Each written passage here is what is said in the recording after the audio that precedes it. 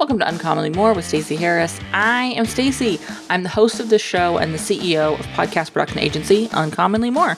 My team and I work with podcasters just like you to shift shows from frustrating time sucks to productive members of sales teams with professional, strategic podcast production.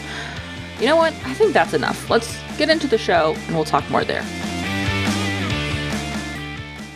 Welcome to episode 524. Man, that's a lot of episodes. I want to talk today about guests. I think there are some big mistakes we're seeing when podcasts are building their businesses, or their shows rather, around having other people come on. I think guests can be a really great part of your podcast if they fulfill the purpose of your show, if they serve the purpose of your show. And when you're making these mistakes, you're never going to get the results you want from having the guest. And, when we think about why we're having a guest, we're looking to further extend our expertise. We're looking to feature someone who we're building a relationship with. We're looking to connect our audience with resources we know will support them. And we're looking always at, is this guest going to allow me to get in front of the audience they already have? That's a critical part of this. It's got to be. And if it's not, stop having guests, right? This show rarely, you may have noticed, features guests. The people I feature on the show are either important parts of my network and community and support. And so I want you to know about them too, because I know they'll be incredibly helpful to you as well. And I want to see their businesses grow with amazing, epic clients like you. Or they're clients of Uncommonly More, and I want you to see what working with us looks like. I want you to be able to step into the shoes of somebody who already works with us so that you can see the impact that working with us has.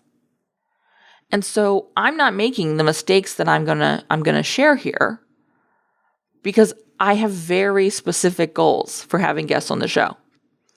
If you do not have very specific goals for having guests on your show, stop having guests on your show. And that really leads us to point number 1. Don't rely on your guests to give you the title of your show, to give you the questions you should ask, to give you the topic of the conversation. You know your audience. You know your show's purpose. You know the purpose of that guest being on your show. That's what you need to be covering. I don't actually care what the guest wants to talk about. If they want to have an episode of a podcast all about answering the questions they want to answer, they should host their own podcast. And many of them do, right?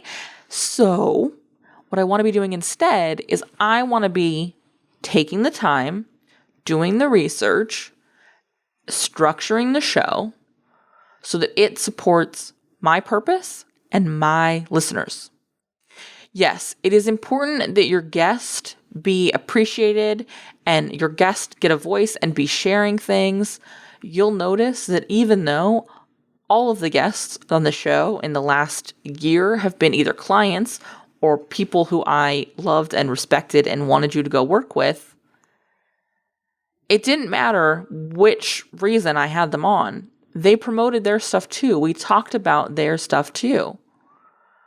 Partially because it makes it easier for you to see yourself in their shoes. But also because that's my way of showing appreciation for them showing up. The other way I show appreciation for them showing up, I don't put all the prep work of a podcast on them. You would be amazed at how often I get pitches to be on shows, or I'll pitch someone to be on their show, and they send me a pre-interview that is 20 or 30 questions writing their show. What am I titling it? List 20 questions you want the host to ask. Write the show notes. That's a legit one. Please share your intro and 3 to 5 points that you will be making during our interview. We'll be using this as show notes. Yeah. No. Stop having your guests do the show host job. That's your job. Number 2, don't have just anybody on your show. One thing I do really respect is I have been on some podcasts recently where I did have a pre-interview form, but it was questions about me. It was part of their research because they wanted to make sure I was in alignment with their audience. So they asked me about the kind of people I worked with, the kind of work we do. They didn't know me. We had pitched them. They were vetting me. I'm assuming they also review those and look at my website and potentially come listen to this show. Maybe that's you. That'd be fun. They're listening to me on other podcasts as a guest to see if I'm helpful or, annoying. They're vetting me. They're making sure that I'm going to be able to provide value for their audience because they are protecting the asset that is the trust they have built with their listenership. I don't care about guests nearly as much as I care about you coming back again next week. As much as I care about you reaching out and saying, I love the show. I can't wait to work with you. What's that look like? You know what I mean? So make sure you are protecting that. And that means not just having anybody who asks on your show. And this becomes especially tempting when you pitch a big show and they're like, absolutely, let's do an interview swap. But you've heard this person on other interviews and you kind of know that they're not going to present in a way that is valuable for your audience, but you really want to be on their show because you really want to get in front of their audience. You have to decide if that's worth it. And it might be. It might totally be. It might not be. But you have to decide. You can't just go, okay, cool. You have to make an intentional decision around, is this the right thing for my show? Is this the right person for my show? This also gets really tempting when you have really big names pitch your show. And you think, absolutely, because they'll share the podcast. They almost never do. Some do. Occasionally people do.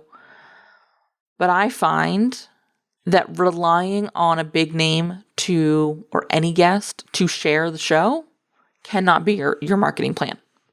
It cannot be the only reason that they're a yes when they ask to be on your show. It can't be. Because it's not reliable enough of a return. It just isn't. All right? The third thing, which kind of ties into this, is don't make it hard to share. Because oftentimes I sit down with podcasters and they're complaining about, I had so-and-so on my show and they never shared an episode. They never mentioned it. They didn't retweet any of my tweets. I don't think it was worth it to have a big name on. They're not sharing. I go, cool. Well, what kind of share assets did you give them? I'm like, nothing. But, I tagged them on Twitter so that they knew the episode went live. First of all, you're trusting that they check their own Twitter or that anyone checks their Twitter. Check to make sure to see when the last time they tweeted was. Trust me, I've had this actual conversation and that person had not tweeted in 18 months before that. And I was like, well, they probably still don't know the episodes come out. That might be part of it. But make it really simple to share. Send them the graphics, a link. Say, hey, this is what we wrote up for our social in case it's helpful for you. Especially if you really, really, really want them to share. Make it really, really easy for them to do. And if you are having a client on to talk about their experience, you already have somebody who wants to share how incredible it is to work with you. Don't skip the step where you give them the assets to do that. Make it really simple. And if you're a show that has guests regularly, this is one of those process systems that you need to build. This is one of those process pieces that you need to have. And here's the deal, you don't have to write it. Have whoever handles your communications on your team write up an email. Have whoever writes your social write up some social with each guest episode that can be sent to the guest. That goes to your communications person. They handle that email. get a link from your production agency, that's us, to the folder where the guest can get the assets. It doesn't have to be complicated. It just needs to exist. If you're somebody like me who doesn't have guests very often, I'll be honest, we don't have a system for this. We just don't. I try and remember to send them a thank you for being on the show and links that it's live. This happens wildly inconsistently. I'm going to be the first to fess up about it, but it's a big, big, big mistake to be making. And it's something that I am going to commit to correcting, because we are going to have some guests coming up in Q2. Well, it's been a long time since we had guests. If you have questions, if you are ready to get some support in your show so that you could be avoiding these kind of mistakes right off the top, because I can tell you right now, not a single client of ours makes any of these mistakes. It's time to sit down. It's time for us to talk. Head over to uncommonlymore.com/podcast production and let's get you some real support with your show. I will see you again next week. If you made it to this point of the show and you still happen to be listening, which statistically is unlikely, I want to say thank you for listening. Thanks for hanging out with me today, and I want to hear from you. So reach out on social or via email and let me know what actions you're going to take from today's episode, because honestly, that's why we produce this show. That's why I record this show. That's why my team does all the work to release this show, is so that we can help you. You can now make a difference in your show and consequently in your business.